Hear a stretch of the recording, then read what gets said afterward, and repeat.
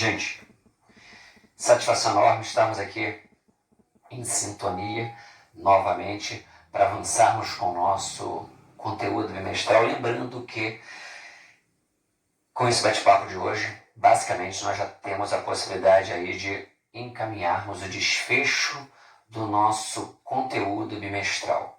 Maravilha! Bate-papo de hoje vamos contemplar o seguinte assunto: o Brasil e suas regiões. Aí vocês vão me perguntar, novamente, esse tema, esse bate-papo vai de encontro a um bate-papo que nós já tivemos há algum tempo e automaticamente nos permite uma análise pormenorizada, uma análise mais detalhada, salientando alguns aspectos que foram apresentados, expostos, mas não tiveram um nível maior de aprofundamento. Então, beleza, vou fazer o resgate de algumas informações que já foram expostas para que a gente possa ter um suporte maior, uma maior compreensão, mas vamos nos aprofundar em vários desses tópicos. Beleza? Tópico 1 do caderno de vocês. Aspectos gerais. Brasil e suas regiões. Tópico 1, aspectos gerais.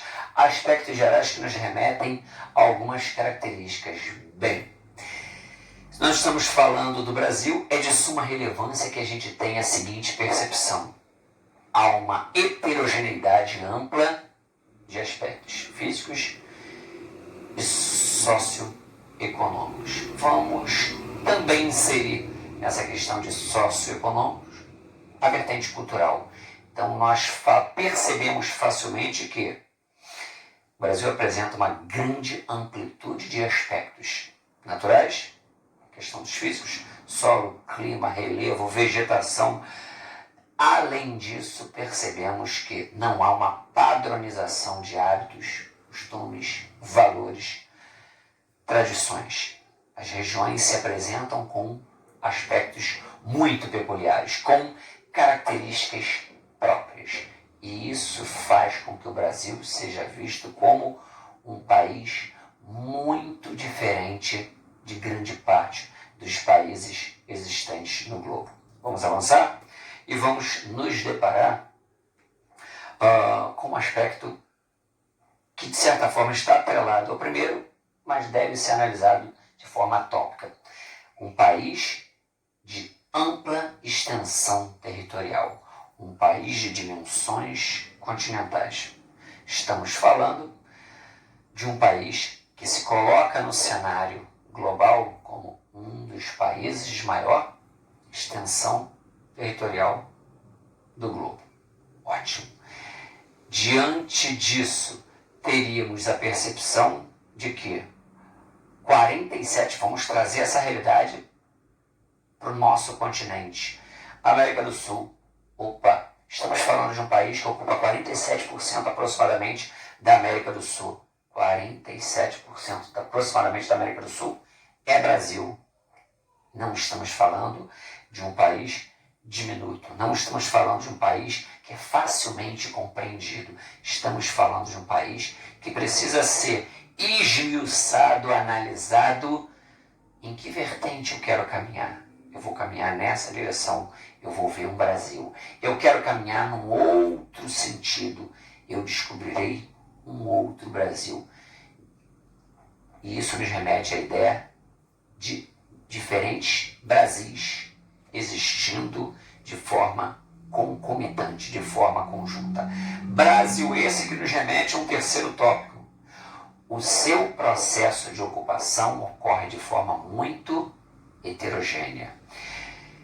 Preso a uma vertente de colonização, onde houve um processo de identificação de um território e extração de riquezas. O nosso processo de colonização, em muito, justifica a má distribuição demográfica. O nosso povo não ocupa verdadeiramente o seu território.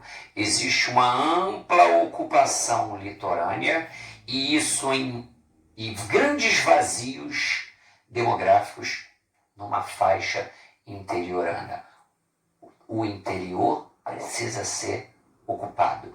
O território, na sua faixa interiorana, precisa ser amplamente desbravada, apropriada, incorporada ao processo de produção de riquezas. E o Brasil ainda não conseguiu abraçar essa causa da forma que muitos outros países já fizeram. E muito se justifica, em muito isso se legitima na questão do processo de ocupação. Vamos ocupar o litoral, vamos identificar o que esse litoral tem de bom e vamos criar corredores para que a gente possa facilitar o escoamento desses produtos para áreas portuárias e dessas regiões a gente possa mandar no primeiro momento para a metrópole. Não houve um processo de percepção de que um território deve ser visto como uma área conjunta e, portanto, vamos ocupar e nele viver. Se eu quero viver, eu vou fazer uma colonização de povoamento. Vou investir no amplo desenvolvimento de atividades nas mais diferentes porções territoriais. E isso faz com que esse país tenha vida. Esse país crie diferentes pontos ou núcleos urbanos e automaticamente possa dali gerar riqueza. Eu invisto porque eu vou morar. Não foi assim que ocorreu o nosso processo de colonização. Eu não vou morar, eu não vou investir, eu vou apenas exaurir suas riquezas, retirar suas riquezas. Então, houve um processo pouco humanizado de retirada ou de interatividade envolvendo a colônia e a metrópole. E isso em muito influenciou numa sobrevalorização de uma faixa litorânea. Ótimo. Vamos avançar então. Contemplamos os aspectos gerais. Vamos agora para o tópico 2. Tópico esse que nos remete a alguns assuntos ou termos ou conceitos que já foram devidamente trabalhados. Processo de regionalização. Não vou entrar nos detalhes nesse momento, porque nós já falamos primordialmente, mas duas regionalizações merecem ser resgatadas. Regionalização tradicional, IBGE, início do século XX, analisando primordialmente as questões físicas, naturais, vinculadas aos elementos da natureza, solo, clima, relevo, vegetação, enfim. E 5 grandes áreas foram criadas: regiões de norte, sul, sudeste, nordeste e centro-oeste. Depois disso, século, regiões tradicionais. Depois, década de 70, primordialmente, nós perceberíamos o IBGE analisando, investigando, percebendo que, como os personagens desse país se deslocam, como eles interagem, quais são as características mais próximas que diferentes porções apresentariam. E aí, o IBGE apresentaria 3 novas áreas, as chamadas macro-regiões, ou regiões geoeconômicas. Região amazônica, região nordeste e a região centro-sul. A região amazônica basicamente vai de encontro ao que era a região norte. A região nordeste, basicamente, sempre pegando uma faixazinha aqui ou ali, mais de outras regiões, mas a amazônica pode ser associada à região norte, a nordeste, basicamente a região nordeste, mas a região centro-sul é aquela que mais traz alterações, porque ela englobaria a região centro-oeste, ela englobaria a região sudeste, ela englobaria a região sul, região centro-sul. Vamos então nos prender a essa regionalização mais recente, essas macro-regiões, e vamos tentar identificar aspectos que normalmente estariam vinculados a essas áreas. Segundo grandes levantamentos demográficos, basicamente, apesar de observarmos uma ampla heterogeneidade étnica do nosso povo, heterogeneidade, diferenças de raças, de grupos étnicos, nós precisaríamos perceber, aliás, a nossa matriz negra, oriunda da parte central da África, branca, oriunda do processo de colonização portuguesa, então europeia, portuguesa, e os indígenas, que aqui, povo visto como inerente a essa porção territorial. Ótimo. Se assim fosse uma mistura dessas três raças, já teríamos uma grande heterogeneidade. Perderíamos essa pureza étnica. Em contextos de grandes turbulências internacionais, guerras, Primeira, Segunda Guerra, ao longo do século XX, grandes levas de cidadãos oriundos de outras porções do globo para que vieram. E essa matriz étnica nossa, que já era bem conturbada, entre aspas, no sentido de não ter a pureza, se tornou ainda mais mesclada. Beleza, ótimo. Vamos agora para um passado não tão remoto, bem recente. Leva de venezuelanos vindo para o Brasil. Vamos nos prender a um contexto um pouquinho mais remoto. Guerra da Síria, grande quantidade de cidadãos oriundos, não apenas da Síria, mas daquela região do Oriente Médio, adentrando o território nacional, buscando amparo e uma dupla cidadania. O que já não era fácil de identificarmos como traços étnicos de um povo se tornou ainda mais complexo.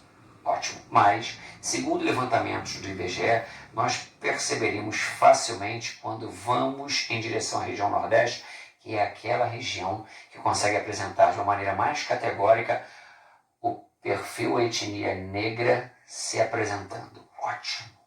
Perceberíamos também nessa região Nordeste uma região com facilidade para a prática agrícola, aptidões, e isso nos remete à ideia dos pequenos agricultores, aqueles que produzem com mão de obra familiar, subsistência, basicamente voltando o seu propósito.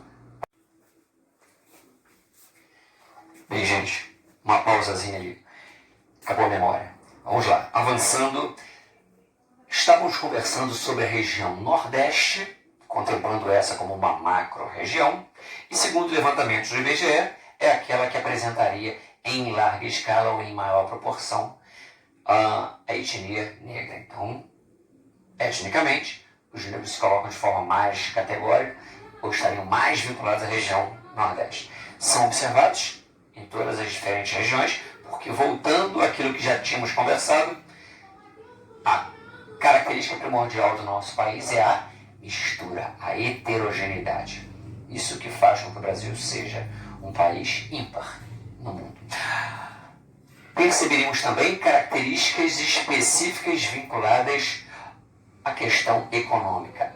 É aquela região que mais apresentaria aptidões do ponto de vista agrícola. Ótimo. No que me diz respeito aos minifúndios, latifúndios, produções voltadas para o mercado local, regional ou nacional, bem como aquelas que pleiteiam o mercado internacional. Então, ao longo da história, mesmo num contexto bastante remoto, em que o Brasil ainda se apresentava ou como um país autônomo, mas pouquíssimo urbanizado, a região que durante muito tempo contribuiu para elevar o PIB do Brasil, justamente tendo como carro-chefe a agricultura, foi a região Nordeste. Ainda que a questão do café, ainda que a questão do algodão, ainda tirando a questão da borracha, que basicamente tinha vínculo com a região norte, mas nós percebemos ou temos que associar a região Nordeste facilmente a um grande potencial ou grande parcela da população vinculada ao setor primário, ou seja, a agricultura e a pecuária. Vamos avançar e vamos para a região Centro-Sul, região essa que não consegue ser tão vinculada a um perfil, mas poderíamos facilmente identificar que é nessa região que temos o maior contingente de população branca ou etnia branca. Todas se materializam na região Centro-Sul, mas é aquela que consegue ter, se tivéssemos que enquadrar, criar categorias, o maior contingente de população branca estaria vinculada à macro-região, ou à região geoeconômica, que atende pelo nome de Centro-Sul. Ótimo. Setores secundário e terciário são vistos como carro-chefe dessa macro-região. Portanto, a indústria muito bem estruturada e amplamente diversificada, todos os ramos industriais se apresentam de forma clara na região Centro-Sul. Bens de consumo duráveis, bens de consumo não duráveis,